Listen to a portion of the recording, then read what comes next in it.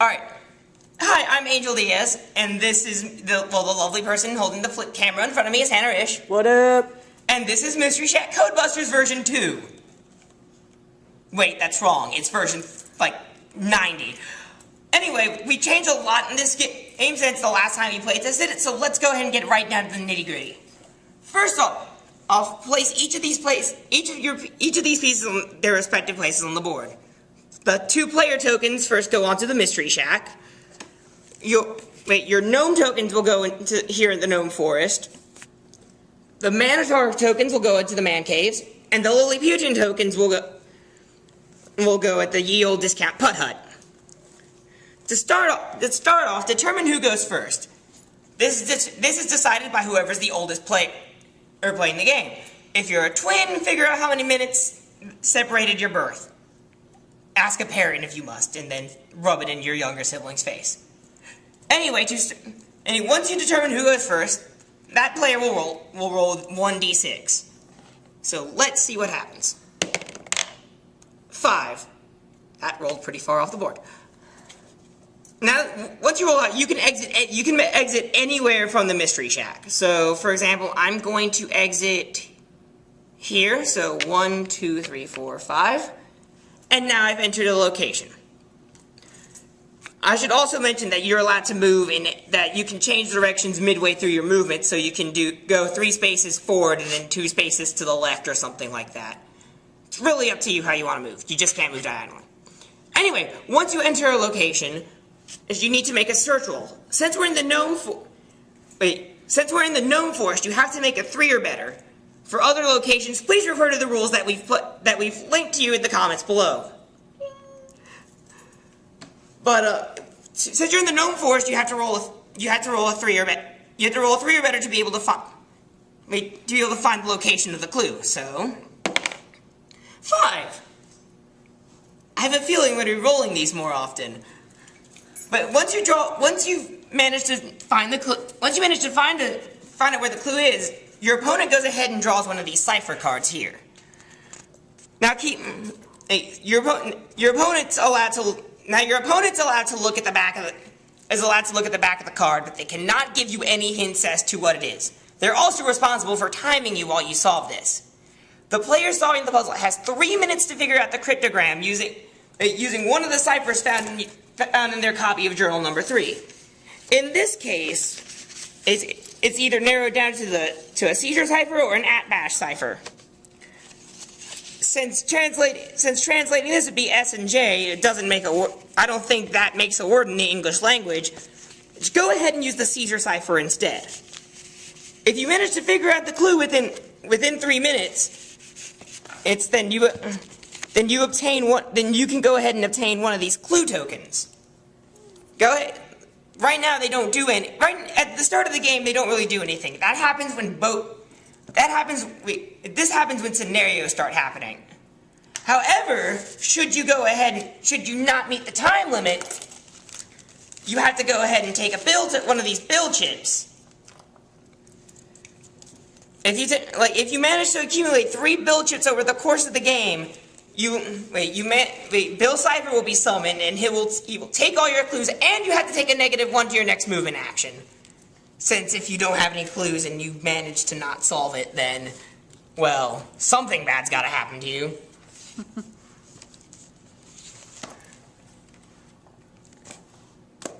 Alright.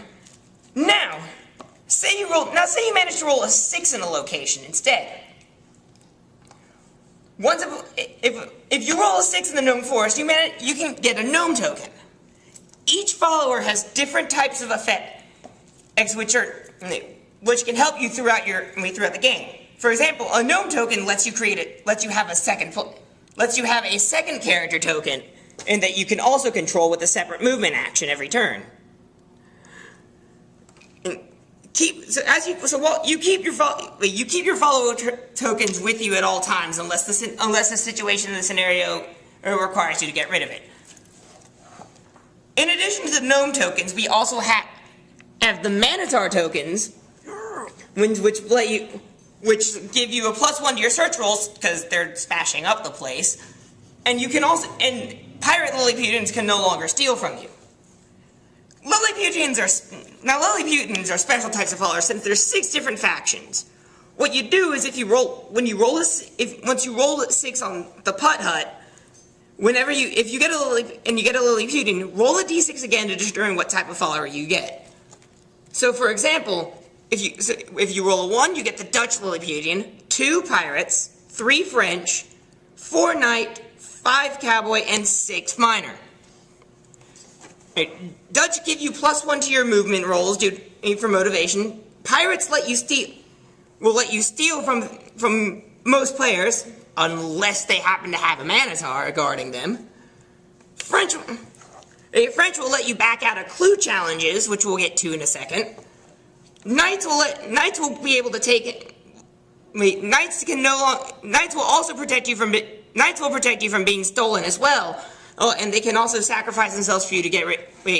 In the case that Bill Cipher tries to take all your stuff. Cowboys let you discard and redraw a cipher in case you find the current one you're on too hard. You can only do this once per cipher, by the way. And lastly, minors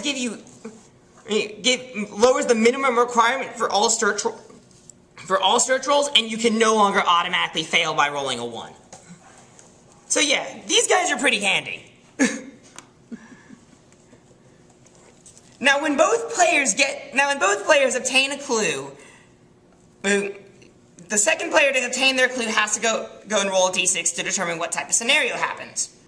So, for example, by rolling a 2, you get Gideon Gleeful's Mystery Shack Takeover, where basically Gideon Gleeful has stolen the deed to the Mystery Shack, and you have to go to the 412 Gopher Road to go and retrieve it.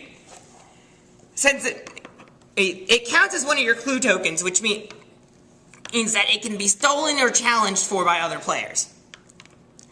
Once you manage to get the deed by getting a clue token as normal, you can return to the 10 telepathy to rub your victory in his face, and the game ends. There are other different types of scenario that we've come up with, but those are also in the rules that we've linked to you guys in the comments. One last thing about this game is that we've added a PvP element to it with different types of challenges. If 2 players are ever in the same location, or if they're adjacent spaces to each other on the board, the player entering the other player's range can challenge them for a clue. But in doing so, one of the players will have to draw a cipher and put it down on the table while they both attempt to solve it. Neither of them are allowed to look at it until one manages to solve it. Depending on what the scenario is, if it's on the field, nothing happens and they go on as normal, or if it's in a location, if both players manage to fail, then they both get a bill chip.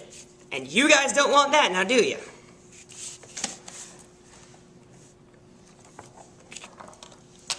One more thing that we need to cover is very specific movement rules for a special character that appears in only one scenario. During the Summerween scenario, you have to deal with the Summerween Trickster. You have to contend with the Summerween Trickster as well. The Summerween Trickster moves in a 9x9 square around the entire board. So if a player manages to enter the Summerween Trickster's line of sight at any he can only move 5 spaces each turn along that path. If a player manages to run into his line of sight, which are the 8 squares around him, then that player gets eaten and they have to spend the beginning of their next turn trying to get out against his own roll. So for example, say the Trickster manages to roll a 6. It's going to be tough to beat that.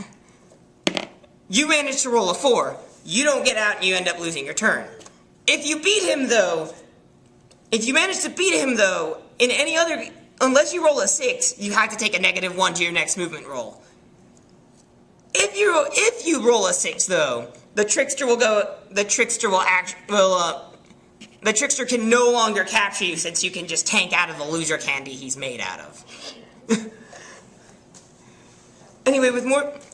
Anyway, that's all we have to cover for this game. The rules are once again, the rules are in the comments. Go ahead and check out everyone else's other games. I'm Angel Diaz. And I'm Hannah Rish. Alright, and we hope you enjoy the game.